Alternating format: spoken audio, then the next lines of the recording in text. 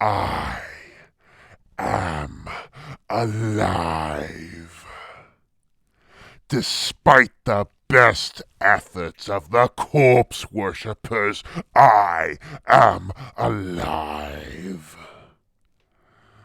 But where am I? What is this place? Ugh, I can see pathetic, primitive dwellings. I can see their dull beasts grazing in their dirt fields. No great cities, no opulence, no palaces of pleasure, no passion, no excess, no fun. Nothing but a bunch of dung farmers and their filthy beast herders. But I am alive, and the Prince of Pleasure has blessed me with a most twisted and creative mind. This is a most fortuitous opportunity. Yes, upon this blank canvas, I will create my masterpiece. In the temple, in the center of town, Phanuel Metellus took his meal. Methuselah, the old priest, sat with him, as Abiah his apprentice prepared the meal and served his master and his golem guest. "It might not be wise to deny the people their celebration. Your coming was seen as propitious by the villagers, but you want them to fast instead of feast. This could cause resentment." I am not here to coddle them. I am here to prepare them for what must be done. It is a difficult thing to ask much of men when you haven't given them anything but chastisement. I do not have time, old man. My goals are simple, and I do not have the luxury of worrying about the sensibilities of your people. Yours is a primitive planet with no industrial capacity to speak of, and my mechanical components will eventually need to be repaired and replaced. I have material that I can scavenge from my pod, but I will need more. Your planet may have regressed, but it was not always so. Mankind has crossed the stars in order to arrive here. There must be some technology somewhere here on this planet. Oh, and then what will you do? Let's say you can keep yourself in decent repair. Then what?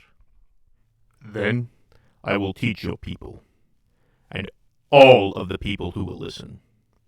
I will guide you and instruct you until you have the technology that will allow me to return to my brothers.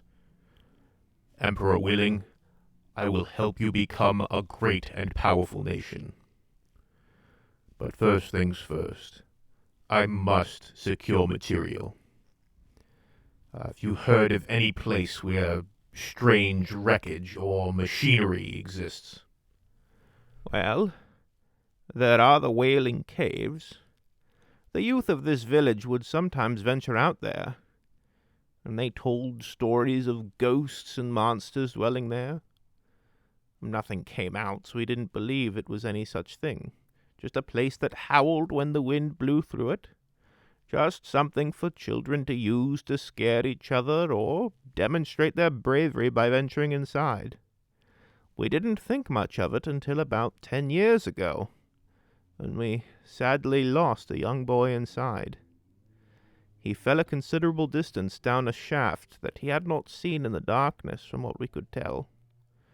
It was in searching for him and struggling for days to recover the body that we realized how dangerous that place was, and we forbid the children from entering.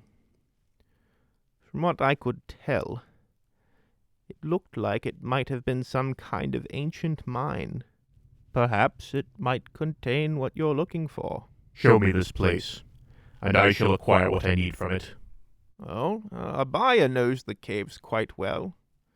He actually slipped inside when he was quite young.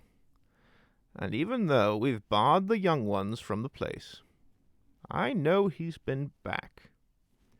The young apprentice brought out the meal for the priest and the golem, and he guiltily looked at the floor. Methuselah grinned. What? You didn't think I could guess where you'd gotten off to when I couldn't find you anywhere, and the oil lamp was gone. Abaya blushed a little as he left the older men to their food. Phanuel removed his helmet and began to eat the stew. You know, it's odd to me. So many of the stories speak of the golem as if it is a machine, or animate, unliving material. But I see that under it all, you are still a man. We remain men, more or less. But many of my brothers, in pursuit of the perfection of steel, are little more than brains encased within shells of metal and ceramite. Your story is not so wrong. Many of my organic systems have been replaced. I thank you for your hospitality, priest. I will rest tonight, and tomorrow morning, young Abaya can lead me to this place, these wailing caves.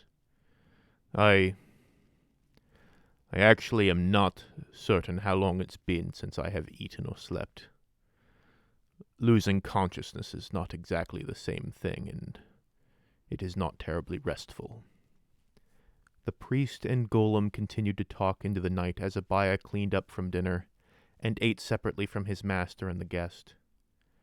The young man sighed as he dipped his bread into the leftover stew. He had a chance to redeem himself now in the eyes of the golem.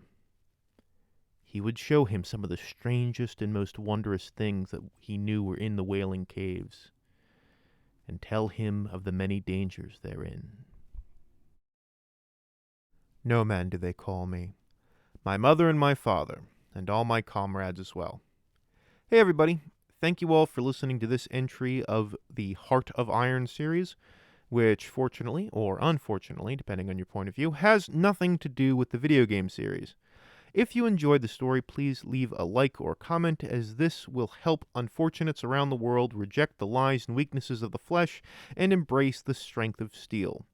If you are new to the channel, feel free to subscribe so that you can hear news stories as they come out and learn how a strange machine man might help you jumpstart a technological revolution in your rural farming community. If you are confused and have no idea what's going on, you can click on the link to the story playlist and start from the beginning. And if you feel compelled to shower me with acclaim and riches, you can support me by joining my Patreon for ad-free versions of my stories and also exclusive behind-the-scenes videos. You can also donate via PayPal if you prefer. Thank you all once again for listening and for your support.